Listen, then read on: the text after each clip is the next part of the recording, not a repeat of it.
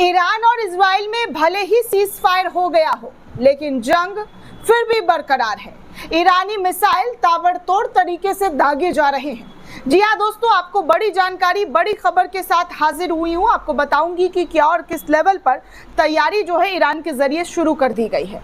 यही नहीं, Iran missile जो है दागे जा रहे हैं। अब आप सोच रहे होंगे कि जंग तो इजराइल के साथ रुक गया है, तो फिर ईरानी मिसाइल कहाँ से दागे जा रहे हैं। तो चलिए आपको फौरन बता दूं कि ईरान मिसाइल कहाँ दागे जा रहे हैं। दरअसल एक रिपोर्ट सामने आई है RKM न्यूज़ के हवाले से, और इस न्यूज़ के हवाले से जानकारी दी जा रही है कि हमास ने गाजा के पास इजराइल के शहर की और दर्जनों ईरान से बनाई हुई मिसाइल जो है वो दाग दिए हैं। जी हाँ, हमास के पास ईरान के दर्जनों मिसाइल पहुंचे हैं, दर्जनों रॉकेट पहुंचे हैं, जो कि इजराइल के कई शहरों पर दागे जा रहे हैं।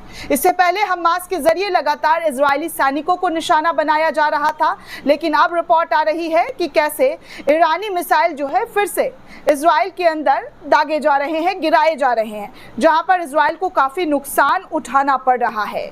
जी बिल्कुल सही सुन रहे हैं, इजराइल की मुसीबत कम होती हुई नजर नहीं आ रही है। लगातार उस पर आफतों का पहाड़ जो है हर तरफ से गिरता हुआ नजर आ रहा है, हर तरफ से। जी हाँ, हर तरफ से। अब तो सीरिया के साथ भी उसकी जंग छिड़ गई है।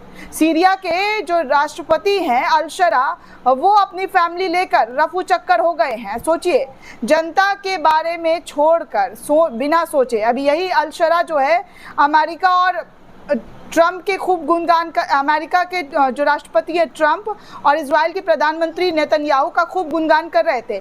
लेकिन अब हालत ये हो गई है दोस्तों सीरिया के अंदर। अभी कुछ दिन पहले ही अमेरिका के जरिए प्रतिबंध हटाया गया था, लेकिन अब अल-शरा जो है, अल-मियादिन की रिपोर्ट के हवाले से बताया जा रहा है कि सीरियाई राष्ट्रपति अहमद अल-शरा और उनका परिवार दमिश्क छोड़कर भाग निकले हैं। यानी कि फिर से तख्ता पलट जो है सीरिया के अंदर होता हुआ दिखाई दे रहा है।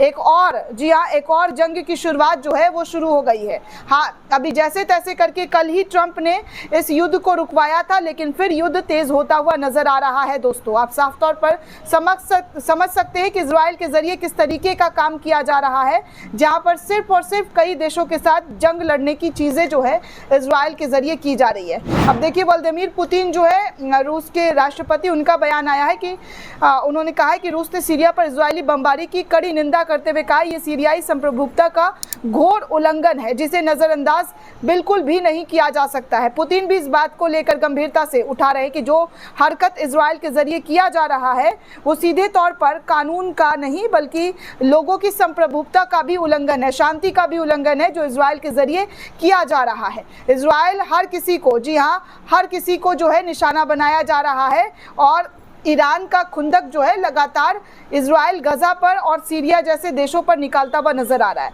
वहीं एक और तस्वीर सामने आई है, उमर उबैदीन करके एक पेज है, उनके जरिए इस तस्वीर में लोग हथियार के साथ खड़े हुए और कुछ बोलते हुए नजर आ रहे हैं दोस्तों। लेकिन मैं आपको इस ट्वीट की जानकारी दे दूं कि क्या शेयर किया गया है। दरअसल दोस्तों, इस सोशल मीडिया प्लेटफॉर्म एक्स पर जो उमर कादरी करके यूज़र हैं, उमर कादमीरी करके, उन्होंने लिखा है कि सीरिया में बाइडन जनजातियों की परिषद ने शपथ ले ली है। सीरिया में एक जनजाति है दोस्तों बुडाइन, उन जनजातियों के जरिए बंदूक उठाते हुए शपथ लिया गया है।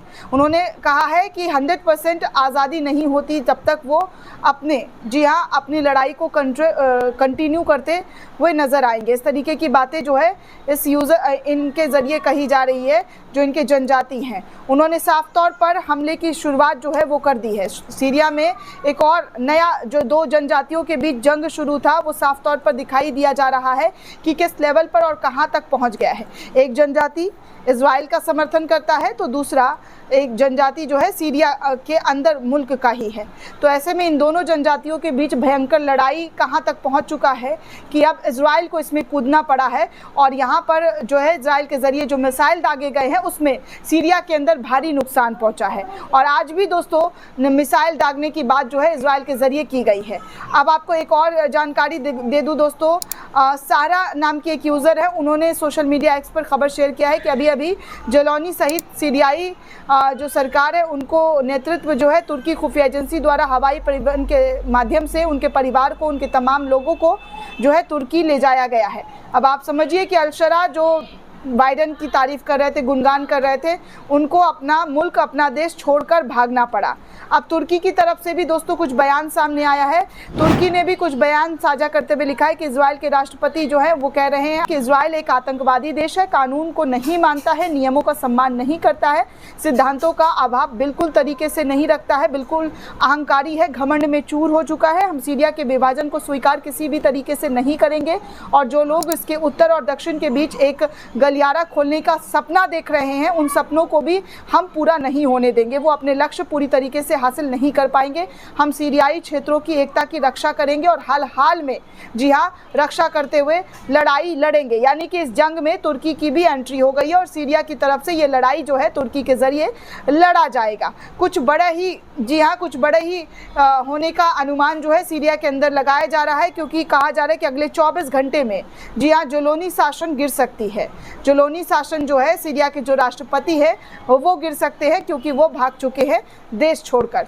अब 24 घंटे में कुछ बड़ा होने की बात की जा रही है, तख्ता पलट होने की बात की जा रही है।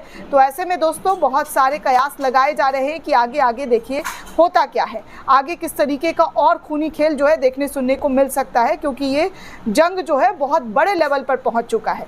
इजराइल फिलिस्तीन के साथ लड़ रहा था, ईरान के साथ उसकी लड़ाई कंटिन्यू थी, यमन के हुती ग्रुप के साथ उसकी लड़ाई है, हिजबुल्ला के साथ लड़ाई है और अब सीरिया के साथ। और सीरिया में तख्ता पलट का जो सपना है वो बाइडेन के, नेतन्याहू के जरिए, माफ कीजिएगा, नेतन्याहू के जरिए देखा जा रहा है। लेकिन अरब और तुर्की इस बात को लेकर काफ़ी खफा है और तुर्की ने तो जंग का ऐलान भी कर दिया है। इस जंग में तुर्की भी कूद गया है। दोस्तों, इस पूरे रिपोर्ट को लेकर आप क्या सोचते हैं, आपकी क्या राय है, हमें कमेंट करके ज़रूर बताइएगा। साथ ही साथ चैनल को ज़्यादा से ज़्यादा लाइक, शेयर और सब्सक्राइब करना बिल्कुल भी ना भूलें। शुक्रिया दोस्तों।